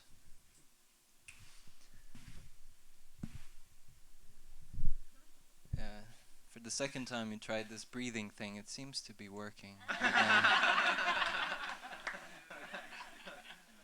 Okay, it's hard to, yeah, there's a few fives, but then again, twos.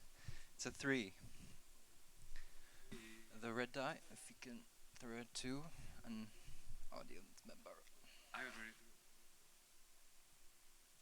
1, 2, or 3. Oh, oh, oh, oh. 3. 3. Okay. So commoners again. Okay, so now that we've had 2 rounds, now the commoners, yeah, you can roll the red one, and let's see which one of these 6 things happen. It's a 2. Okay, so that's co-optation. So Otherwise known as waking up. So what you can do is, let's see which ones you kind of, lost before, like this one, and reverted back to a contested position. Wouldn't we like to have the happiness? But it's ours. We are co-opting here. Yeah, so we can effectively pick, and it doesn't really matter too much, it's just like the ones we've already played, so it just figures into the final scoring. Yeah. Okay. So it Yeah. doesn't matter. Let's just So, say. so we'll revert the skill sharing platform back to a contest. No, no, to contest it, because before it was completely commoners. Okay. Yeah. So you have 1 point back on the board through this, little intervention. And now it is your turn to try and claim time banks. But we need to use the card. And you need to use, one of Beth's cards.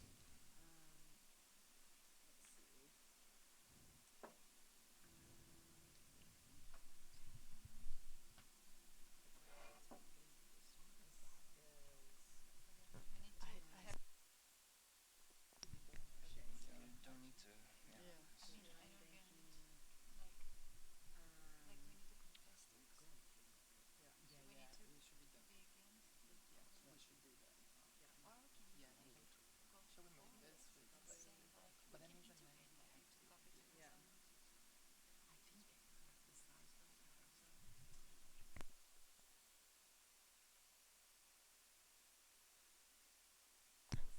Okay.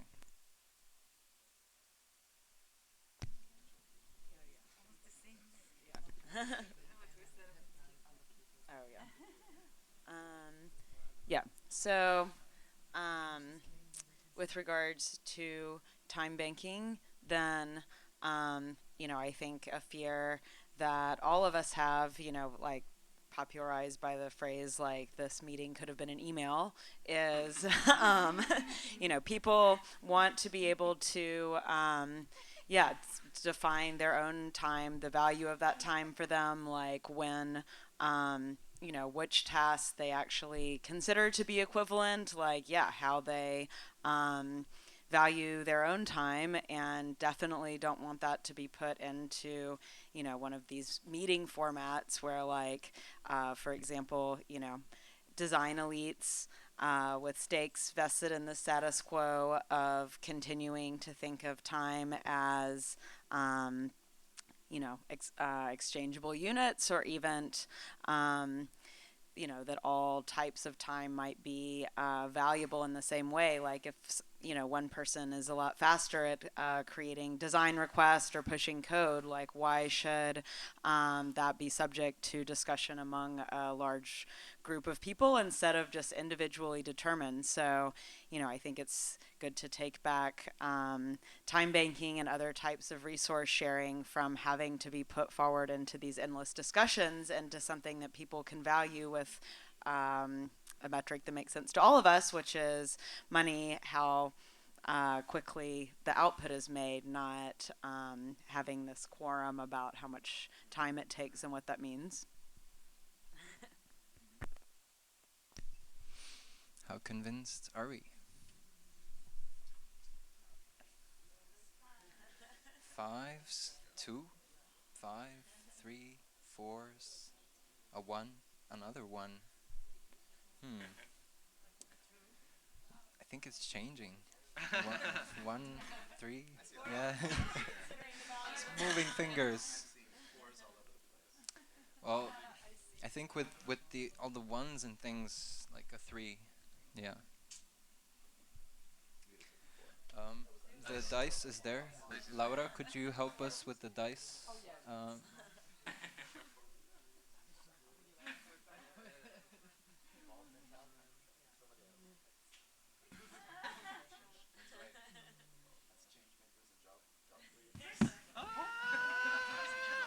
Two. 2. Okay. Great success. So now the commoners respond.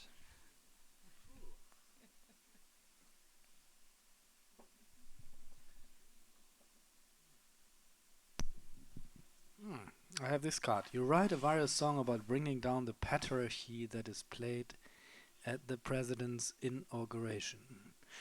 And what comes up to my mind directly is the time is now. Do do do do do do do do do do do do do do do do do do do. Time is now. Time is now. Ich krieg's auch nicht mehr zusammen. So I think it's really about seeing the time now and how you can react to certain situations. It's not about imagining always, but being able to react in time. Can I make a response? I allow. So Because we like dialogue. I thought you were going to reference the song that's like,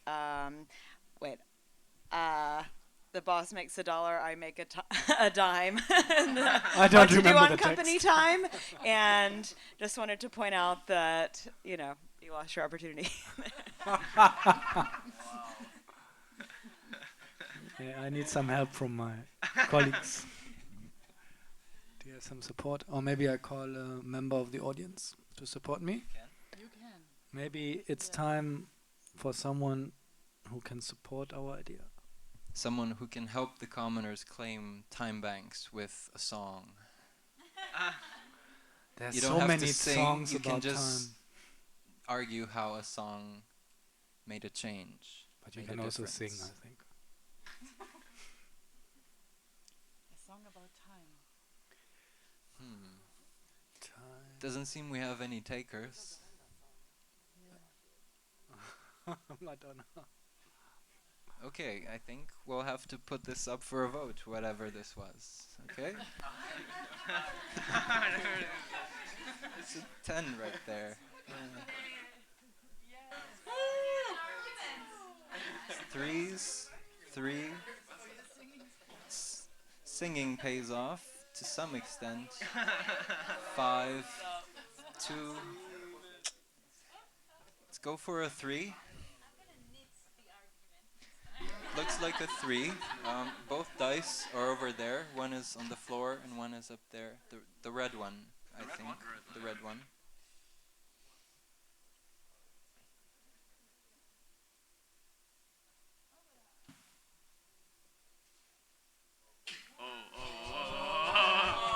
Four. Sorry, guys. The market has spoken. Okay. So we've had another 2 rounds. So again, we roll the. Now it's the capitalists again to roll the blue die. Yeah, and like the audience can vote.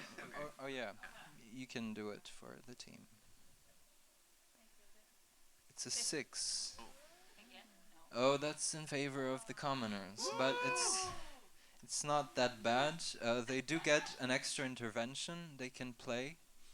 How that works, I will give you an intervention, and you can play that at any time. So it kind of adds to any of the 3 cards you have. Yeah, but it failed, so it will go under here. Okay, so I will give you an intervention you can use, but it's the capitalist turn now to attack balanced job complex. Equitable sharing of different kinds of labor.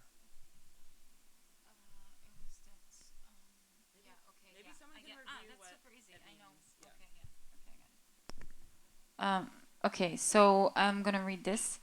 It's about the balanced job complex, which I'm just gonna remind you that it's in these utopian societies where everybody shares all the tasks and responsibilities. So you have this magical balance between your passion activities or things that you're feeling strong or enjoying to do and your commitments to the society in order to keep things going, right? So you might need to give 2 hours a week to clean the streets, but you can then the rest of your time do whatever else.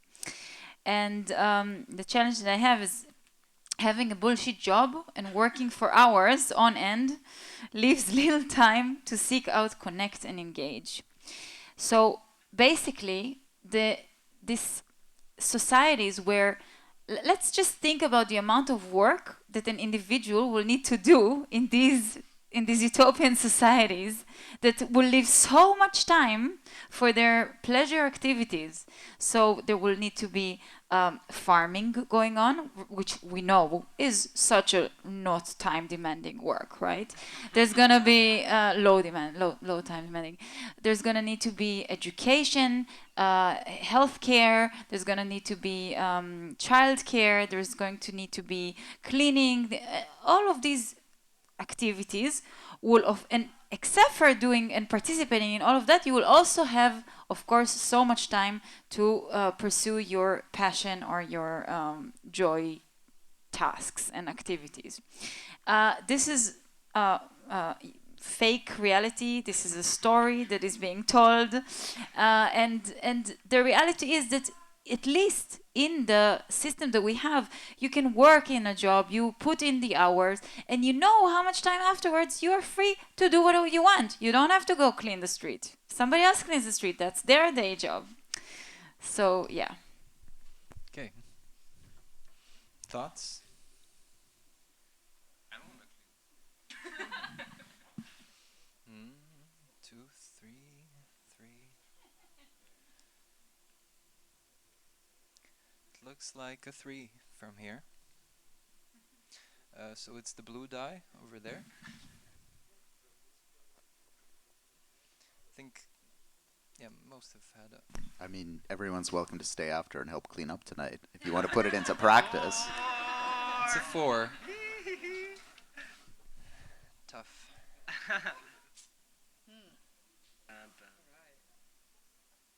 So the commoners get a turn. I think the commoners.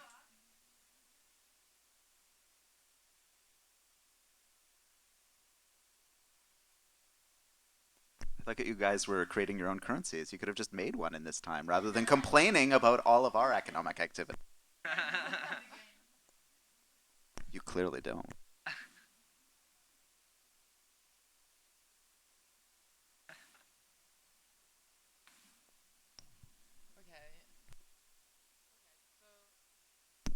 First of all, I just wanted to say that bullshit jobs are the ones that you create. So, but apart from that, the idea of like a, balanced job complex may sound pretty abstract, may sound like still utopian, but actually, utopias are only living in the realm of the abstract until someone makes them real or starts to bring them into people's minds. And actually, what we've been doing is collaborating with our close friend Kim Stanley Robinson, as this card says, to develop the best post-capitalist fiction novel ever. And guess what? It's based precisely on this idea of balanced job complex and try to bring it more into the real world, into a storyline that actually makes sense and that we hope that you'll all enjoy. It's going to be also open access as a publication because we care for that. I think I'll leave it like that.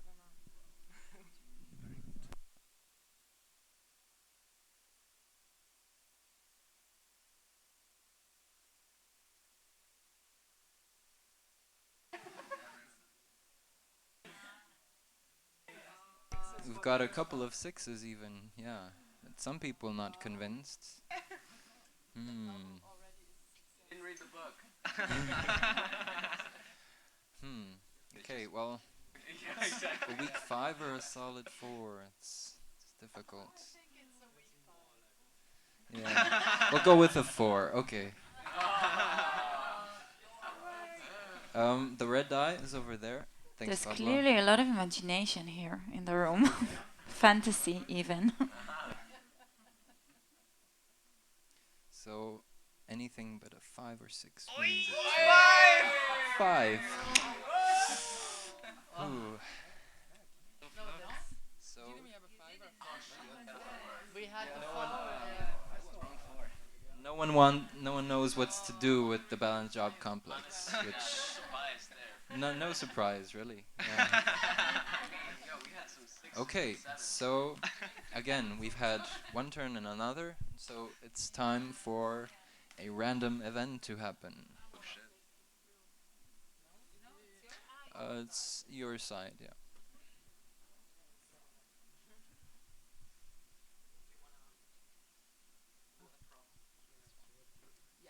On the floor. What do we have? A 1. So number 1, okay, wild card. Oh, Yay. yes. It's a whole new other set of cards. And I welcome you to pick one of the 3. One of these might help you. One of these might help the other team. While one, yeah, let's see. Oh, shit. Look at this new age nonsense. You want to put these guys in charge. All right. Cool. Yeah, do your thing. Run your community by tarot card. Awesome. That sounds great, though. No good or bad. Uh-oh. The aliens have unmasked themselves and taken over the world's strategic supplies by force. So, can't really see it, but it's, a picture of essentially not Mark Zuckerberg in a kind of robot / alien kind of, you know how he looks. But just, he's wearing like this wetsuit type thing, and yeah. I really like this card, by the way. But yeah, the aliens have unmasked themselves and taken over the world's strategic supplies. So you guys get to take 3 of their cards. Three of their cards? Like one from, like, take it from your hand. So like cards in their hands. the We don't get cards to you have reclaim in your territories. yeah. Well, because astrobiology tells us that there's a universal law of the universe of competition that guides the evolution of all life forms, whether terrestrial or extraterrestrial. We all know that. So you guys will have to play with 2 cards. each this time, but you blindly pick one of their 3 cards. Aha, well, I'll replenish and then we'll take them away from you. No, they're playing with a yeah. Yeah. I don't mind. Well, they pick blindly which one. Do you each have 3 cards? No, I just have. No, I have two. Okay, now you all have 3, and you're about to have 2. I for one welcome our new alien masters. Okay, so They're actually a lot like us. take one of each. Okay. So what do we do with these now? Nothing. Just like Extract for the sake extract them Yes. Burn them. from the other team. Okay. So they're a bit more limited in their storytelling capacity. So now again, it's the capitalist turn, and they're trying to take over eco villages.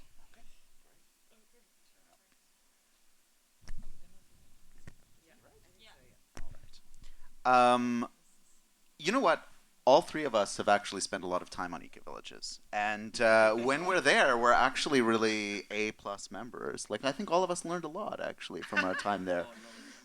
We talk about it in our management retreats. And I think we all, we're into it. And we actually think you all should have eco-villages as well. The reality, though, is that yeah, so we can sponsor, definitely. Yeah. But, the thing is, like, an archipelago of isolated eco-villages is not going to change this world.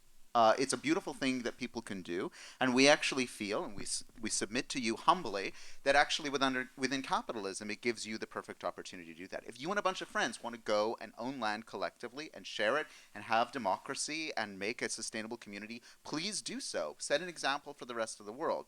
But the reality is, and you need to admit this as much as anyone else, you're not going to be able to network that and scale up on a level that is actually going to be able to save this planet in the time that it needs to be saved. And we all see the the hourglass, which has been taken off the table, running out. The reality is also that if you admit it, these are eco-villages for the wealthy and the privileged and the educated. You're not at all concerned about the plight of the 2/3 of humanity who are not going to get to move to eco-villages, but are desperate for the resources that can, in this moment, only be provided by capitalism. The locals providing the labor for the eco-villages who might not get to get involved in the yoga retreat, but it's like, on one hand it's creating jobs, but on the other hand, is it creating systemic change? Yeah, this is a fantasy. All right. What do you think? It's pretty convincing.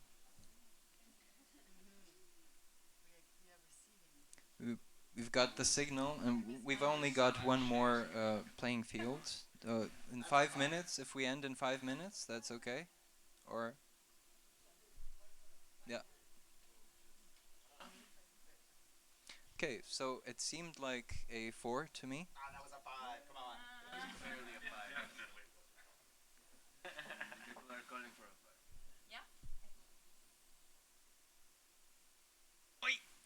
It's a 5? Were the people calling for a 5? Yeah. Okay. Yeah. Tentative 6. To me, it was a solid 4. Very Well, solid 4. let's keep it this way and get it going. So, yeah, I'm sorry. Capitalists.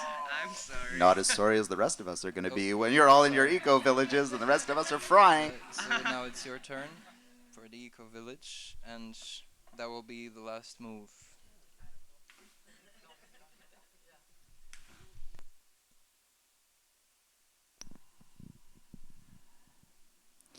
So, we have the collaboration camps fostering synergies between grassroots initiatives and municipal government.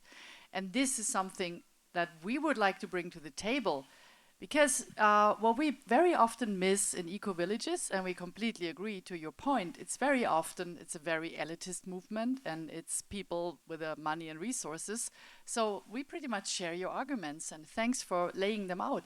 But what there is a component that we would like to propose for eco-villages, and that is the level of municipal governance and people working with locals, not just with farming or whatever, but this is really about activating people at a local level and at the same time regulating what's going on there from a perspective of the law and of legal frameworks and collective decision making that are grounded in the spot with the people. And therefore we think it's essential to have this component in eco-villages as well. So we didn't discuss that, and I think you did it on purpose because you like to derail the discussion to a point where it's again just about individual decisions. What we would like to see here is a truly collective movement, which is also strengthened by local policymakers. That would be my point. Anything to add? No, I think it's also a good moment to share the quietness and difference you're looking for in going to a place like an eco village, and helping also the surrounding feed you with their experiences.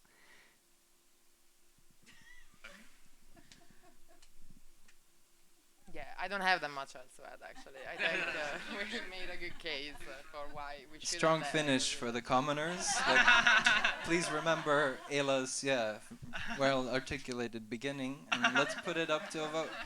The last vote of the evening.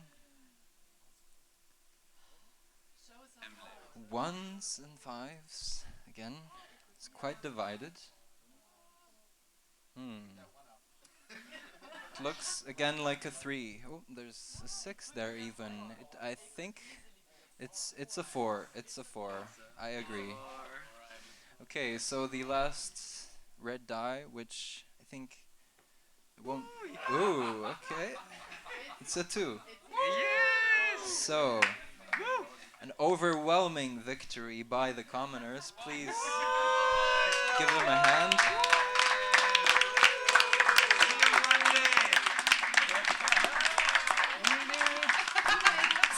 So lucky there is the art world where this reality can happen. Isn't it nice?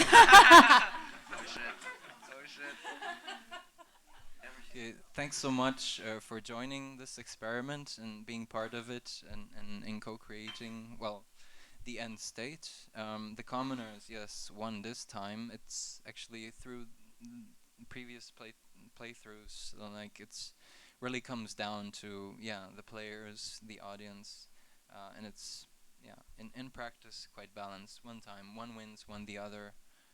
Sometimes it's a tie, but the point is really that we're here together and kind of discussing and kind of embodying these both what we think of as alternatives and kind of trying to get into the other shoes, play devil's advocates. And well, my idea is that if we were to engage through these kinds of forms with these ideas, that it will be a lot more difficult for, say, the capitalists to talk about, say, Uber or Airbnb as the next sharing economy versus what the heap of alternatives beyond that are being experimented with around the world.